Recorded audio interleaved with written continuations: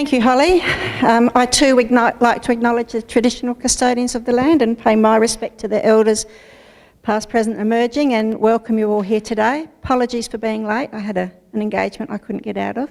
The World Heritage Bid is such an exciting process that we're going through. My gosh, it's a long process that we're going through. I think, Barry, 2004, we started talking about this. But also exciting is what National Trust are doing out at the Moonta Mines precinct. Something that I talk about as well is that the Moonta Mines precinct is really important, and that is the area that we're seeking the World Heritage Bid for, along with Burra, so we're the Australian Cornish Mining Sites, and National Trust see some of their plans today of what they intend to do out there to advance that. But equally important is Wallaroo and Wallaroo Mines. Although they're not the physical area that we're getting World Heritage listed, their story is part of that, and that will be told and is equally as important. So for those people in the community that had family that were in those mines, they are important to us as well. Thank you for coming along today.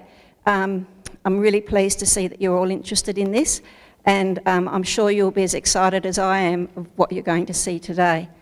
We're going to start with Barry. He's going to outline where we've got to and where we're going and where we're heading. So I'll hand over to Barry Gamble. Barry is our international consultant he lives in Cornwall, and he has been working on this for a very long time, and we're very fortunate to have his expertise, and once you get him talking, you'll understand how knowledgeable he is and knows the process inside out. So thank you, Barry, and I'll hand over to you. Well, good afternoon, everyone. I've met some of you, know some of you, some I'll be meeting for the first time this afternoon. Thank you so much, everyone, for showing such interest in this. I've been an independent consultant in World Heritage for 27 years now. I drift around the world supporting nominations for different countries. I've been involved now in 21 nominations.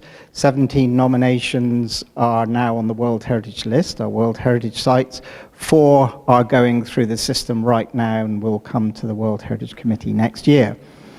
Throughout my career, I have always stayed with nominations. I've stayed on the side of sites, I've stayed on the side of nominating countries, but UNESCO and its advisory bodies know me very well for that position, and it all started with the Cornish mining cultural landscape, which I worked on. I started on in 1999, but started writing the nomination document between 2003 and 2005.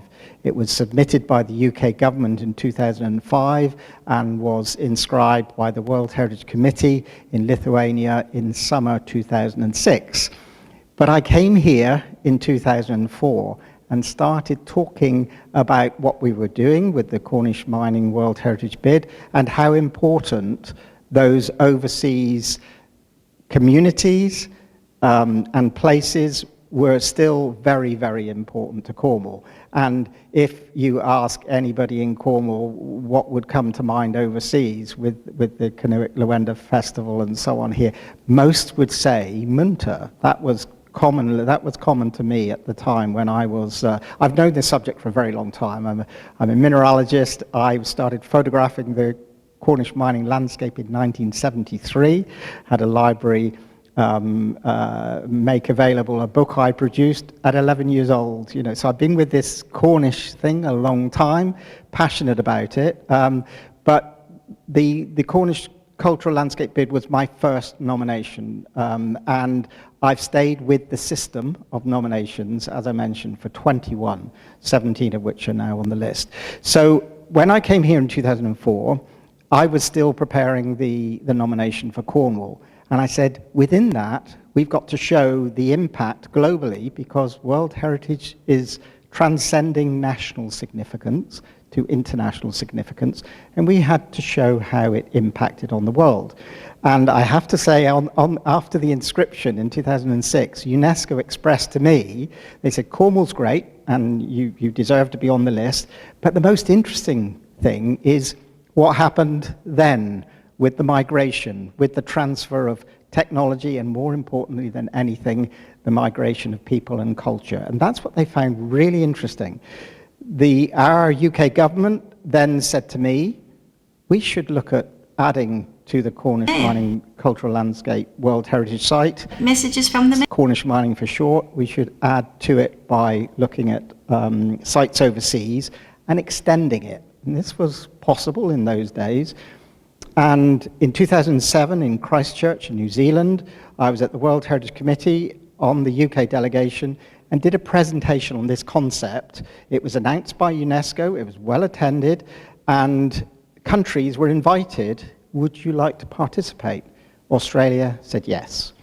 Other countries, South Africa said yes, even New Zealand said yes, Spain said yes, but when I was asked then, who will be the strongest, who could be the first success, I said Australia. And that's when I came back to you, and that's when I had the first of several presentations. And I started with what the Cornish World Heritage Site was and how similar it was to yours, except yours is the other side of the world, and what we needed to do to get you on the World Heritage List. I did the same in South Africa, and the site O'Keep, Namaqualand, near the Namibian border, Cornish engine house with an engine in it and a nice mining landscape, got it on the tentative list. The government changed over there and they took it off the tentative list. It was too colonial. Then, all the while, I have to say, the UK government was a bit cold because the lawyers got onto this. And when you extend a site and you become a series, if anyone in that series transgresses the rules, the whole series gets red listed and ultimately could be delisted.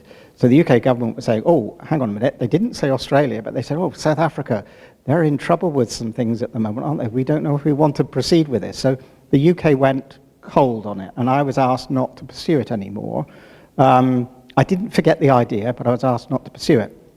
And then in recent years, there has been a change in the rules and the recommendations that such distant extensions are not recommended anymore, but that they should be independent nominations, but under the same framework. Another nomination I'm intimately involved with is called Frontiers of the Roman Empire.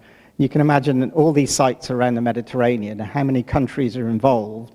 The framework is singular, the common framework of this global value, but the nominations are incremental, independent by many different countries. So right now, inscribed on the list, UK has sites, Germany, the Netherlands, Slovakia, Austria.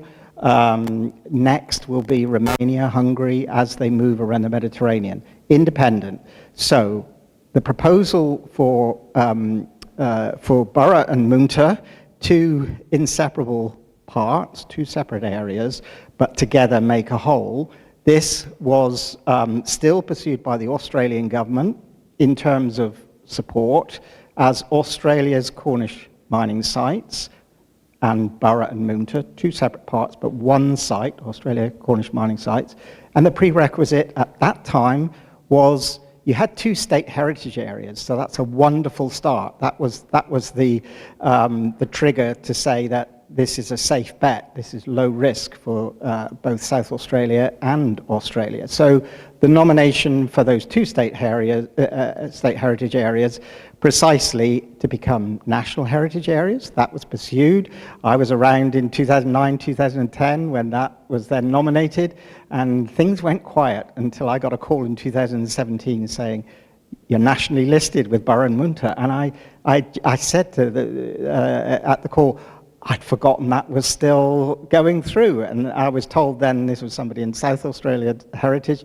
No, this was a quick one. Yeah, so that was 7 years. but then you were nationally heritage listed. So then I reviewed with colleagues here and elsewhere in UNESCO, reviewed the rules, and they said, no, independent nominations, UNESCO has already invited other countries to participate. Australia's run with this. You should now be looking at a nomination, an independent nomination for Burra and Moonta, under the name, the title already, Australia's Cornish Mining Sites. So we revived this. I came back to you to talk about this. I came back to similar public meetings in Burra to talk about this. And then everybody, community-wise, council-wise, we were all going in the right direction and say, right, let's do this.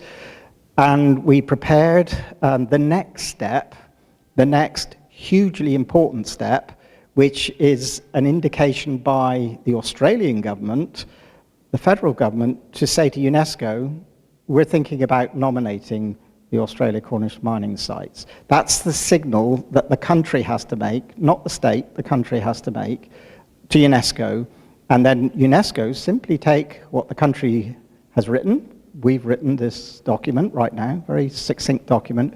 They take that document, UNESCO does, and they put it up on their website, and they acknowledge at the next committee meeting, Australia's signalled another nomination, and this is what it is. You can read, the world can read all about it. That's called the tentative list. But whilst the federal government submit that to UNESCO, it has to, from the federal states, it has to have a federal state say, this is a nomination for us, we want this to go forward. And that had not yet happened from South Australia. So this was it's not an impasse, it was a delay in sending of this tentative list form to Canberra, and Canberra sending it to Paris. So in February this year, Minister Close wrote to Minister Pilbasek in the federal government to say South Australia is supporting the tentative listing of Australia's Cornish mining sites so that they can be, so Australia can nominate them ultimately to UNESCO. That letter was sent. And then we're ready to say here's the form to send, but that was not yet done within South Australia. There are other nominations being prepared. Some of you will know of Flinders Ranges nomination that's being done in-house in the South Australian government, been on the tentative list for a few years. It's ahead of you in the queue. We know about that one. There were also some pre-22 election pledges made. Adelaide, its parklands and the Mount Lofty Ranges was one of those. Lake Eyre and its basin, and the Great Australian Bight. They were other election pledges that were made in South Australia towards World Heritage. This is what I'm told. So right now, we don't know if anything's happening with the Great Australian Bight or Lake Eyre. We think not. Adelaide is still working conceptually. Flinders Ranges is a little way ahead. They're producing documentation. But what we've indicated is if South Australia has a slot, we're ready, not just with the tentative list submission, which we are confirmed will happen in the first quarter of 2024. It'll be arranged coincident with a visit to Burra and Moonta from the Minister and a press release to say that South Australia is submitting this to the federal government in preparation for a submission to UNESCO. What that trigger will do is give us a timeline that we start in January producing what's called the nomination dossier. It's a 9-section application to UNESCO. It's about 300 pages long. It's very technical, but looks like an attractive book. Ultimately, it goes to 21 nations on the World Heritage Committee, many of whom's first language is not English. So it needs to be communicated brilliantly, perfectly, technically, unassailable, all the rest of that. And we have set ourselves a target of August 2025 to produce that document that would be available should we have a slot to send it to UNESCO. So all of a sudden, we are now producing the required documentation to the latest guidelines, and it is our process, submission of the tentative list, which gives us that trigger. It's officially endorsed by the state. So that's the good bit of news. When we had the meeting with the Minister's advisors on Tuesday, I hear this a lot, that cautious, rightly so, government advisors and so on will say, you know, this is a long process, you know. What I said in response was, well, we've been on a very long journey already. The fact that you've gone from state heritage to national heritage, and you've been mindful of World Heritage, and the designation was done with World Heritage in mind a very long time. We're pretty ready to go with this final documentation. So that's where we are. That's the bit of really good news. I was in Japan a week ago or whatever, and the Japanese said to me, where would you like to go when you leave us? And I said, can you drop me off in Australia? Because I need to go, and I need to go with colleagues to Adelaide to make something happen. Now, we didn't know whether we could be successful or not, but I can tell you we came away with exactly what we needed, and that is official support to go forward on our next step, which is get this tentative list form in, which is a cause for celebration, believe me, because that's not just a signal local or statewide, that's a signal from the Australian government that this is coming forward. And we know what to do next, which is prepare this documentation, and my colleagues here will be able to tell you a lot more about that mechanism. I'll be in full support of however I'm deemed needed and at whatever time, but it's a good amount of time to produce a first-class document. 18 months is about right.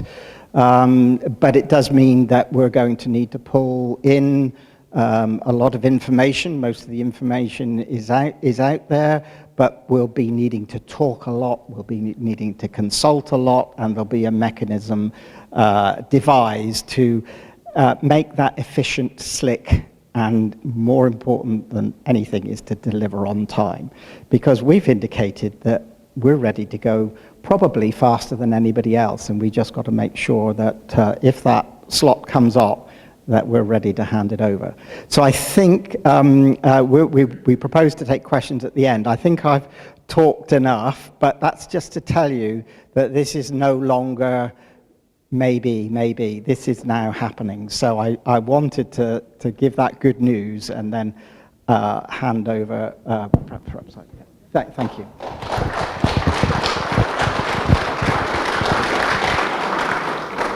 Thank you, Barry. It's really, really positive news. I think our meeting on Tuesday with the Minister's office was, we came away quite excited. Our precinct is, it's all about, a lot of it is about preserving and protecting that precinct, and the National Heritage Listing does that. So it already is protected and will be preserved, but we also need to be able to show what we have out there, and that's where National Trust's expertise comes into light, because this is going to create lots of opportunities, and National Trust are doing a lot of work out there to preserve, protect and make it accessible for people to see. So Stuart McNab is the interim CEO of National Trust South Australia, and so he's got a presentation here of, as you probably, most of you are probably aware, they were successful in receiving about a $4.5 million grant from the federal government. So he's just going to give a little bit of an overview of the work that we will see come to fruition probably in the next 6 months. So over to you, Stuart.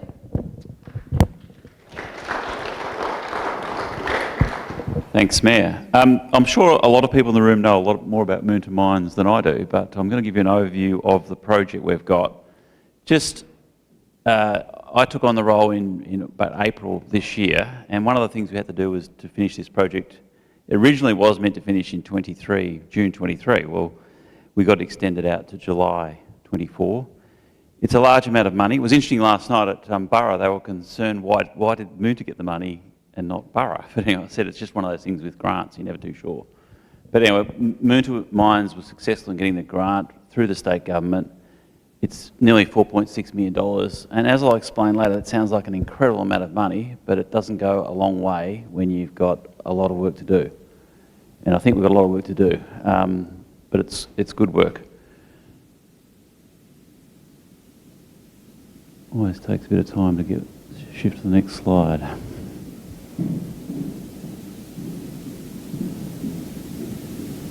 While it shifts, the projects, last night I did the same thing, it clicked after a bit.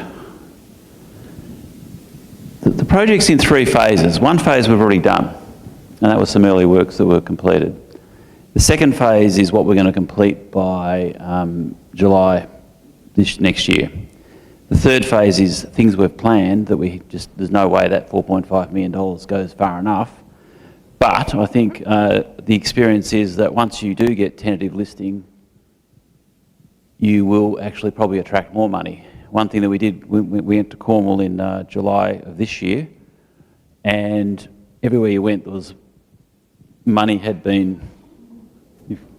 No, give it up. I hope it works. There we go. There we go. Look at that. You started it. So hard to see, but just the Moonta Mines site. This is just showing there's 3 phases. Green's what's done. Orangey, light brown is what's going to happen by July of next year. And then stage 3 is the future we'd like to do.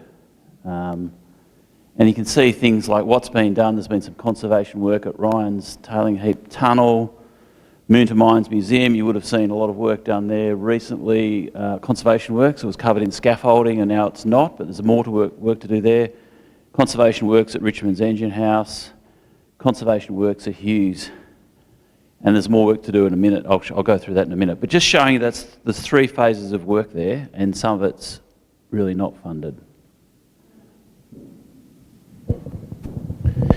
So, just as you walk around the site, we're going to put a trail in, which has been recently mapped out. We've just applied, and I think we're getting close to native vegetation and native title clearances to put the trail in. It'll be a 3 metre wide trail for bikes and walking, and I'll show you some shots of some shelters and the like on it. So it's really a well-signed tourist walking and bike trail. And basically it starts at the museum and you walk around up to Richmond's. You can walk around Richmond's, down the line of load down to Hughes, past Taylor's shaft, around Hughes, back through the church and then back to the lolly shop and the museum. Nearly a 3 kilometre walk, so a nice walk with a couple of shelters on the way. So I think that's something that people really like to do when they walk around or go to sites, is to have a good walk. A bit more detail on the rest of it. So we've done a lot of work on signage. We haven't finalised what's going on the signs. That'll be over the next couple of months, but this is the look and feel of the signs, because we've obviously got to cost them. So some very small signs as you walk around, just so you know you're not deviating off the trail. It'll be pretty obvious the trail, but just to make sure you're not. And some mid-sized signs to point out what you might be looking at, a landscape or a vista. As you get to some of the bigger features, it'll actually have some photographs, maybe a QR code so you can actually download some more information of something of interest. So we've done a lot of work on signage, and we've just been talking to Burra about potentially using the same signage there as well. So it's a common feature, which I think's a recommended thing anyway, Barry. Yeah. Sorry? Some will be potentially speaking signs. So we've found some that actually you can push a button and you can get an audio description of something, or a sound, maybe of a beam engine working or a mine working or something like that. So that's good technology as well. There's just a bit of a closer up of some of the signage. All draft at the moment.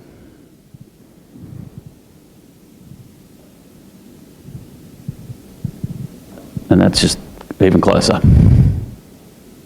rustic Corten style steel, which will be hardy, durable, but look good, I think, as well. Right, so the Moonta Mines Museum. So we're planning, and this hasn't happened yet, as I've said, there's been a lot of conservation works. The front of it looks, I think, really good now. But there is a plan to change the entrance. Some people like the narrow, I don't know what the word was, Graham, but tight entrance. It was like a forbidding or something like that. It was used to be forbidding entrance to this, what was a school. And it was I think Andrew Clenky last night said it was a very big school. It was one of the biggest schools in South Australia at one stage, over 1,000 pupils when it opened. So it's actually a significant building. But we're going to open it up. So we're going to open up the front, because we don't want it to be too forbidding for visitors. So open up the front, put a disability access that's much better than the current one, and have some glass doors that make it easier to keep the temperature right, the dust out, but make it welcoming as well. So that's some works, and a nice sign as well, Moonta Mines Museum. So just updating the front of what is a very well-preserved building. I think the comment last night was it's very close to the age of the Burra, a few months newer than that, but not very close. School. That's just showing the inside as you walk in through the glass doors, and just some works inside. So just a bit more detail, but probably too hard to read from that distance. An important part of the upgrade is to keep but upgrade the toilets at the back of the school museum. So they're interesting to have a look at. They're original at the moment, and I think what's interesting about them is there's some small stalls for the kids, and then there was some larger stalls for the students, for the staff. But what we're doing is changing it to have a modern entrance, a disability access toilet, but keeping the form and structure of it. And I think Andrew Clenky last night said, keep it so it's maintained and kept as a structure in a building, and keep some of its heritage aspects, but also update it and modernise it so it's usable by all. Okay.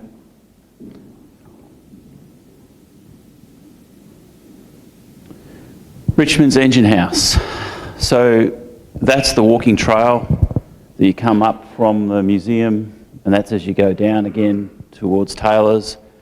There'll be a loop around.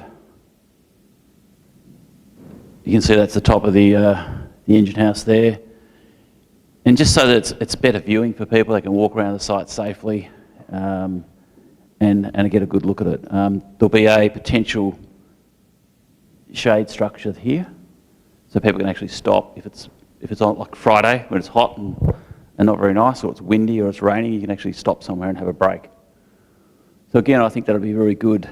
And I'll explain that we're not doing anything with this at the moment, and I'll show you why, which is the walkway up to the lookout.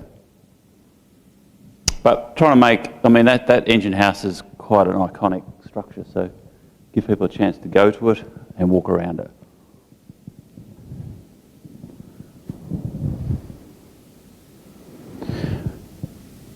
It has been lit up at night for festivals and the like. This is a bit of a schematic of that.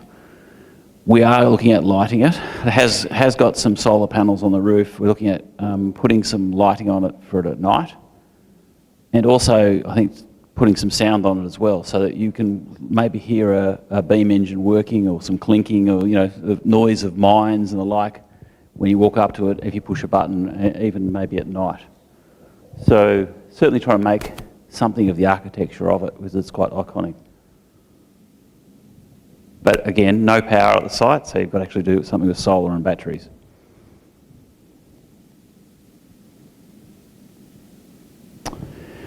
Down to Taylor Shaft. Taylor Shaft's a bit of a quandary. It has had some subsidence, but I think we're watching it. We've done a detailed survey of it, and we're just going to watch the condition of it, trying to make sure it doesn't deteriorate too much. But we're also trying to make a feature of it. It obviously has water back in it, but we have this tunnel through at the moment, which isn't that stable. It's sort of starting to move a little bit, but we're going to stabilise that, put in a covered area that gives you a bit of a feeling of being underground or something. It's hard because we've got such a water impacted mine area, but it gives you a feeling of a mine. We might also put some sound device in there as well, but it also can be upgraded. I'll show you the upgrade in the unfunded part as well, but allow you to walk through there and have a view of Taylor's Shaft, but it's not probably the experience we want in the long term.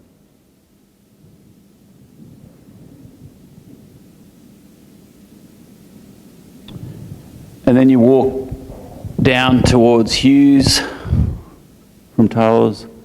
You can go round it. We're looking at another shelter over here somewhere. There's a car park down in this area as well, which I'll show in a minute. So that Hughes can actually be walked around and viewed as well. And I'll show you the structure on that. So what we're thinking of is having a landing that's looking down into the building from the sky, so you can walk into it, covering some of the areas that are unsafe. You've got the existing pump rod, which you can actually almost go up and touch. We are thinking of, and I think the next slide shows that you can actually walk in, and we are thinking about putting a roof on top. They're just trying to look at the costings of that at the moment. Everything costs a lot of money to do. A roof on top, perhaps some screens on the windows to keep the birds out, because birds at that mine site are terrible. There's not as many there now as there used to be, but they always come back. So doors, screens on the windows, a roof. We can then, and this was just an idea of some sort of interpretive beam, but we also thought of potentially what we saw in Cornwall was some AV projections onto the wall of working beam engines, which I thought were really good, and then a sound of one which is quite distinctive. Maybe that's what we might head towards as well. So we're just looking at that at the moment as well. So it almost is like a graphic of that onto the wall, moving with the sound coming as well, which I think is quite a good thing. So I thought it was pretty good in Cornwall when I saw it. So yeah, making a lot more out of the Hughes engine house site.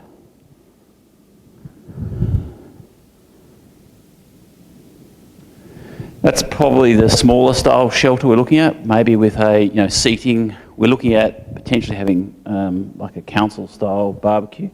Nothing wrong with council barbecues, but they're very vandal proof and stuff like that. That's why we're looking at one of those. And maybe some sort of screening from the wind, but certainly some sun protection. That's sort of what we're looking maybe at Richmond's, with a view of Richmond's out to the side of it.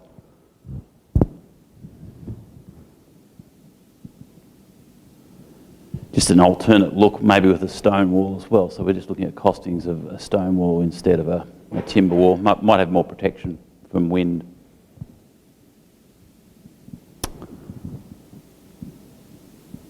Whereas maybe at Hughes we might have a bigger one that has some interpretive signs on it as well, so you can actually see and understand the story about Hughes as well, and people can have a barbecue and things like that. We think the shelters are important for the walking trail, given the nature of the site. Then this goes into the next stage. We don't have the funds to do this. One thing we learned was just how much money it costs to conserve existing buildings, to do some of the works we're looking at. Prices have gone up since we got the grant dramatically in terms of materials and labour, and it's a canvas you can do a lot with, so we're going to need more money. First one was we looked at and we costed originally the the walkway at Richmond's. If you do it properly, and it has to be done properly to be compliant for ability or disability access, it's more than $1 million project in itself. We need to do something with the current, it's not even a current walkway, the current way of people getting up there. So we actually have a meeting set up now with Department of Environment, Water and the Department of Mines to come and have a look at the site in terms of site safety. But yeah, it would be nice to have a proper graded walkway up to the top, but it's going to cost money. That'll be the next stage, which we haven't got funded, but certainly have the plans to do it. At Richmond Engine House, you can see the current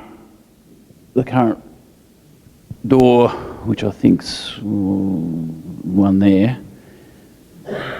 Yep. Left, is it? Okay, yeah.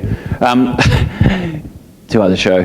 But again, you need an ability access that is graded to get up there to be compliant with the current regulations. So it's a major project, which would be really good to be able to view the site from several points, but it's just beyond the scope of this project at the moment.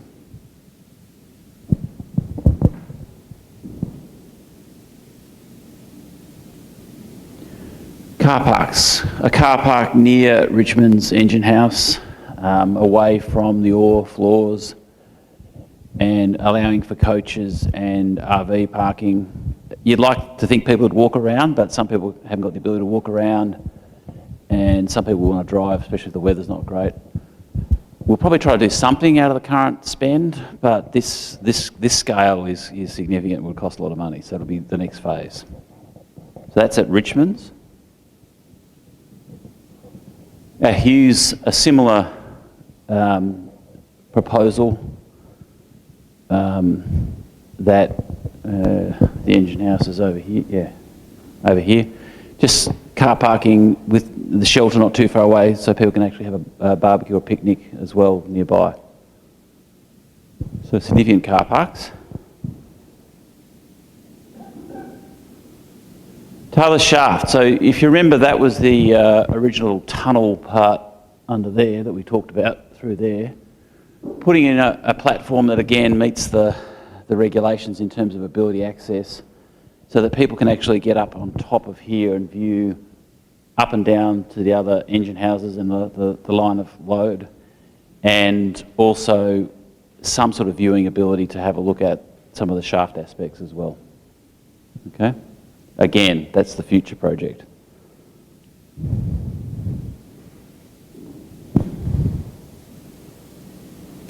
Finally, at the museum itself, when you drive into the museum at the moment, you often go in, it's quite a big dusty area, just the nature of the area and the soils, but often there's cars parked in front of the museum or the school.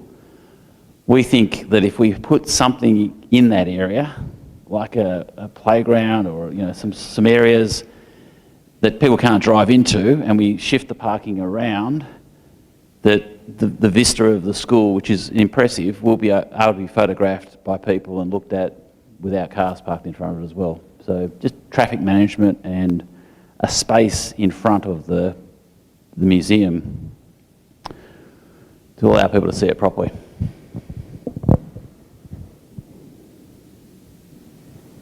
And that's it. So, thanks.